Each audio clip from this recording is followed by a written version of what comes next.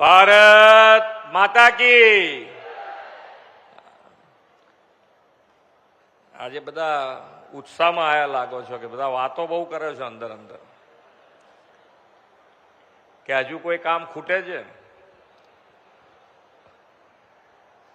રૂપિયા 495 કરોડથી વધુના વિકાસ લક્ષી પ્રકલ્પોના ભૂમિપૂજન અને ખાતમુહૂર્ત તથા લોકાર્પણ પ્રસંગે આપણી સૌની સાથે મંચ ઉપર ઉપસ્થિત મારા સાથી મંત્રી શ્રી ઋષિકેશભાઈ પટેલ, મંત્રી શ્રી જગદીશભાઈ વિશ્વકર્મા, મહેસાણા જિલ્લા પંચાયતના પ્રમુખ શ્રી તૃષાબેન પટેલ, સાંસદ શ્રી હરિભાઈ પટેલ, સાંસદ શ્રી ભરતસિંહ ડાભી, મારા સૌ સાથી ધારાસભ્યશ્રીઓ, પદાધિકારી શ્રી, આપ સૌ આમંત્રિત મહાનુભાવો, પ્રેસ મીડિયાના મિત્રો, સૌને મારા નમસ્કાર।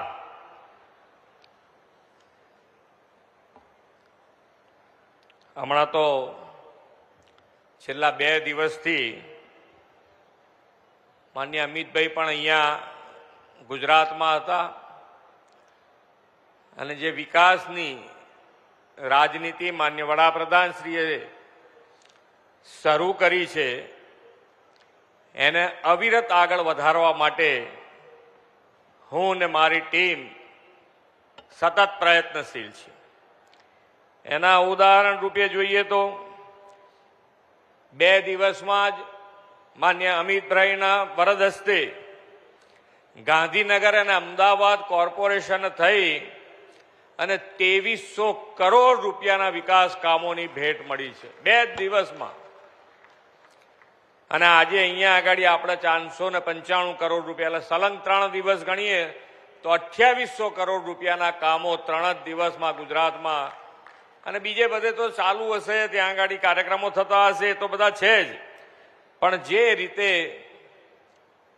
વિકાસ અને વિકાસ માટેની રાજનીતિ શરૂ કર્યા પછી આપ તરફથી પણ, પ્રજાજનો તરફથી પણ આ વિકાસ કાર્યોમાં સહભાગી થવા માટે જે કામ બાકી હોય એ કામ આપના કોર્પોરેટર હોય, જિલ્લા પંચાયતના સદસ્યો હોય, તાલુકા પંચાયતના સદસ્ય હોય કે ભાઈ ધારાસભ્ય હોય, તેને ત્યાં સમક્ષ મૂકી પહેલા ₹1,00,000 રૂપિયાનું કામ મૂકવા માટે આપણે એમ થતું હતું કે ₹1,00,000 રૂપિયાનું કામ લઈને જવાય કે ન જવાય। આજે તમે તમારા પોતાનામાં કેટલો મોટો બદલાવ આવ્યો છે એ આપ જોઈ શકો છો કે આજે કરોડ રૂપિયાનું કામ લઈને જતા તમને સહેજ પણ ખચકાટ આવતો નથી।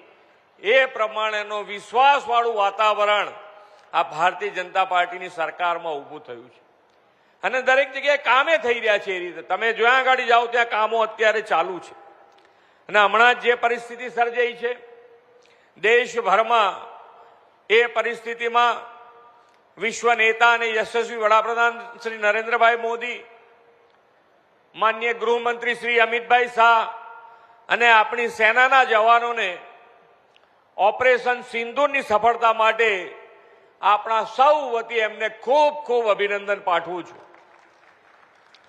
આ તામ્રનગરી વિસનગરની પડોશના ઐતિહાસિક નગર વડનગરના પનોતા પુત્ર વડાપ્રધાન શ્રી નરેન્દ્રભાઈ મોદીએ ઓપરેશન સિંદૂરની સફળતાથી સ્પષ્ટ સંદેશ આપી દીધો છે કે ભારત આતંકવાદને જડમૂળથી નાબૂદ કરવા પ્રતિબદ્ધ છે।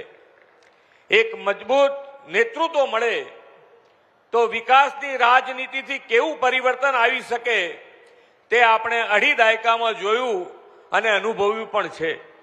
વડાપ્રધાનશ્રી હંમેશા નાગરિક દેવો ભવ, જનતા જનાર્દન તરીકે જોઈને નાગરિકોને સેવાઓ પૂરી પાડવા માટે સરકાર સામે ચાલીને પહેલ કરે એવી કાર્ય સંસ્કૃતિનું ઉદાહરણ પૂરું પાડ્યું છે। આદરણીય વડાપ્રધાનશ્રીએ હવે જીઈપી એટલે કે ગ્રોસ એમ્પાવરમેન્ટ ઓફ પીપલ, લોકોના સર્વગ્રાહી સશક્તિકરણ પર ફોકસ કર્યું છે। આ માટે વડાપ્રધાનશ્રીએ રોડ, રેલવે સહિતના ઇન્ફ્રાસ્ટ્રક્ચર, આરોગ્ય, શિક્ષણ, કૃષિ અને શહેરી વિકાસ જેવા પાયાના ક્ષેત્રના સર્વાંગી વિકાસની પરિપાટી વિકસાવી છે। વિસનગરને આજે મળી રહેલા 495 કરોડ રૂપિયાના વિવિધ વિકાસ કામો એ દિશામાં વધુ એક કદમ છે. વિકાસના કામો માટે નાણાંની કોઈ કમી ન રહે તેવું સુદૃઢ નાણાકીય આયોજન શ્રી નરેન્દ્રભાઈ મોદીના નેતૃત્વમાં થયું છે. આજે એક જ દિવસમાં શહેરોને જેટલા કરોડ રૂપિયાના વિકાસના કામો મળી રહ્યા છે તેટલું તો પહેલા નગરપાલિકાનું બજેટ પણ નહોતું.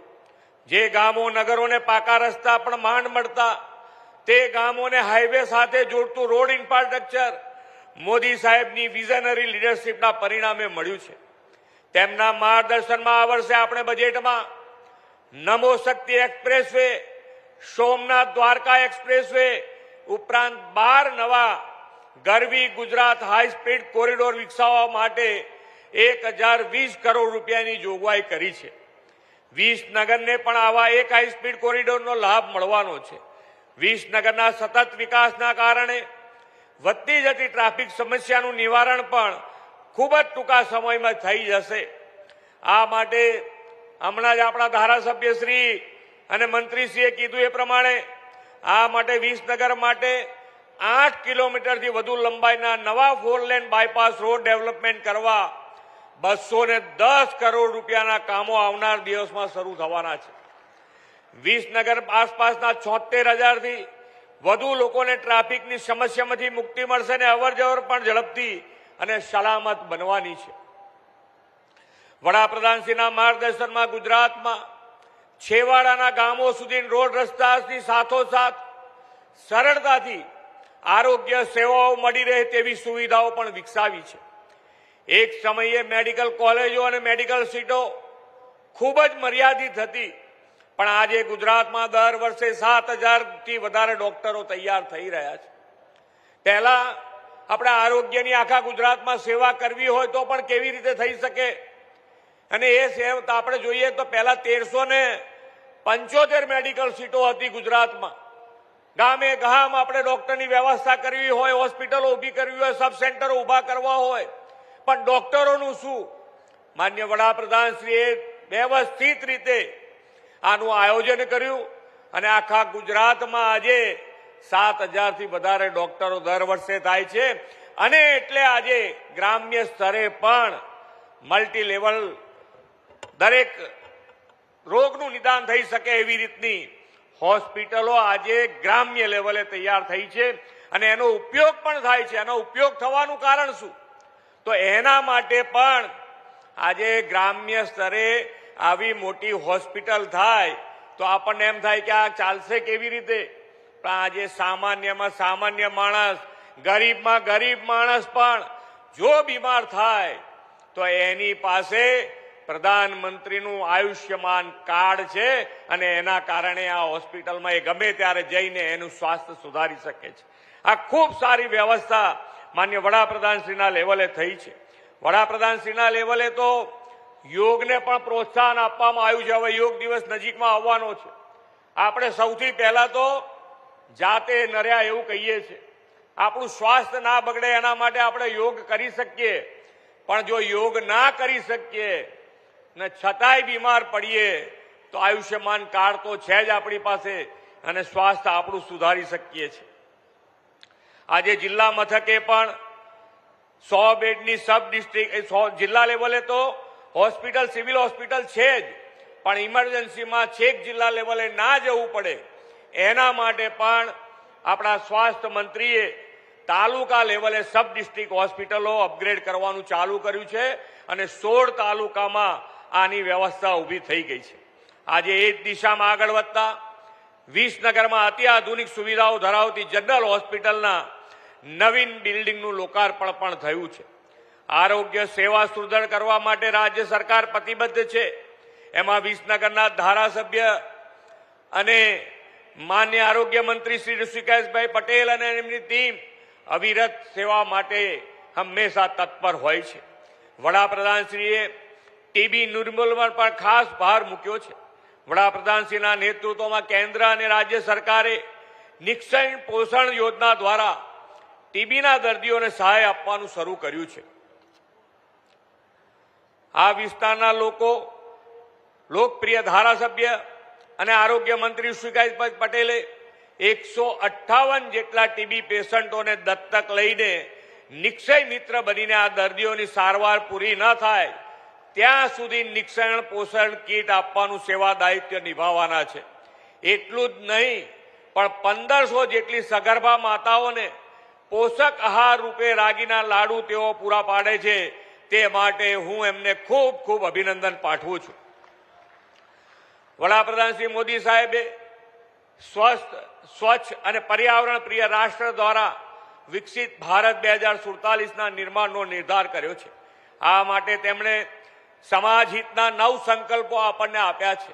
આ 9 સંકલ્પોમાં આપણાથી થાય એ બધા સંકલ્પો આપણે કરવા જોઈએ. આપણને આઝાદીમાં ભારતને આઝાદ અપાવવામાં ક્યાંય ભૂમિકા કરવાનો લાભ મળ્યો નથી, પણ આપણને વિકસિત ભારત બનાવવા માટે આપણી પાસે સમય છે અને એ સમયમાં આપણે એનું યોગદાન આપણું યોગદાન કેવી રીતે આપી શકીએ એના માટેનો આ 9 સંકલ્પો માન્ય વડાપ્રધાન શ્રી આપ્યા છે.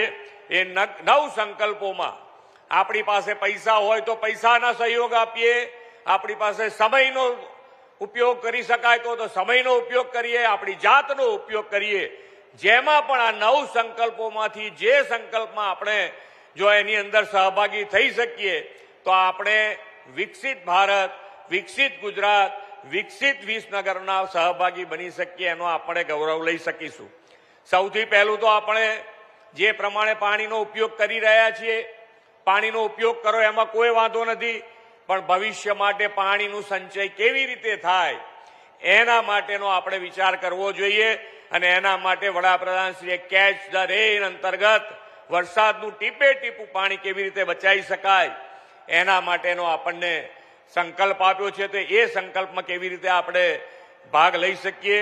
એ જ રીતે પર્યાવરણ જે ગ્લોબલ વોર્મિંગ અને ગ્લોબલ વોર્મિંગમાંથી નીકળવા માટેનો એક જ ઉપાય છે કે જેટલું ગ્રીન કવરેજ વધારીશું તો જ આપણે આ ગ્લોબલ વોર્મિંગમાંથી બહાર આવી શકીશું.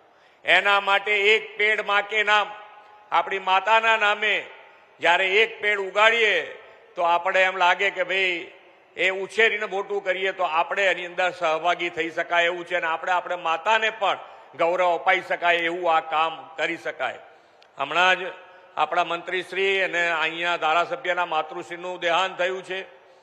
માતૃ પિતૃનું ઋણ આપણે ક્યારેય અદા નથી કરી શકતા, પણ જેટલું શક્ય હોય એટલું જો કામ કરીએ માતાના નામે, પિતાના નામે, તો એની અંદરથી આપણે એમના અમને ગૌરવ પૂરું પાડી શકાય એવું કાર્ય કરી શકાય એવું છે.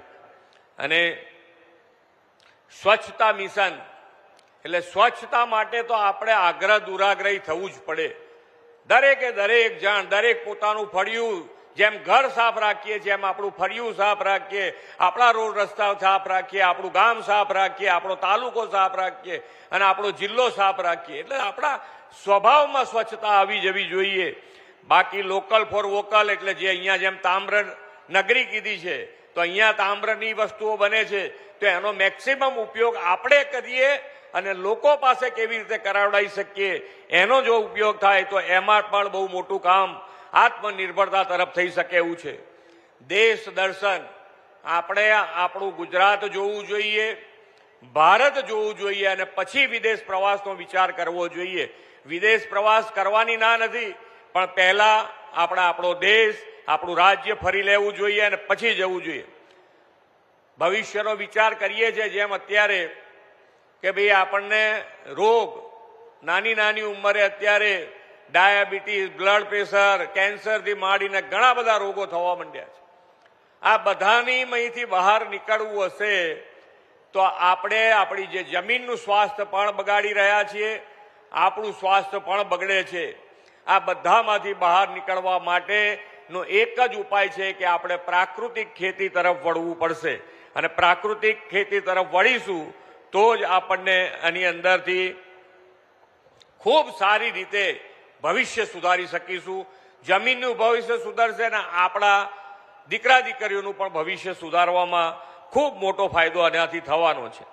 સ્વાસ્થ્ય જીવનશૈલી અપનાવી, યોગ અને રમતગમતના રોજિંદા જીવનનો હિસ્સો બનાવો અને ગરીબોને મદદ કરવી, એમાંથી જે આપણાથી શક્ય હોય એ બધા જ કાર્યમાં આપણે સહભાગી થઈ અને માનનીય વડાપ્રધાનશ્રીએ જે આપણને કીધું છે કે વિકસિત ભારત 2047માં બનાવવું છે, તો વિકસિત ભારત માટે વિકસિત ગુજરાત અને વિકસિત ગુજરાત માટે વિકસિત મહેસાણા, વિકસિત વિસનગર, જ્યાં જેટલું વિકાસ થઈ શકે આપણાથી એ બધામાં આપણે સહભાગી થઈ અને આગળ વધીએ એ જ અભ્યર્થના સાથે વિરમું છું. ભારત માતા કી જય, વંદે માતરમ, જય જય ગરવી ગુજરાત.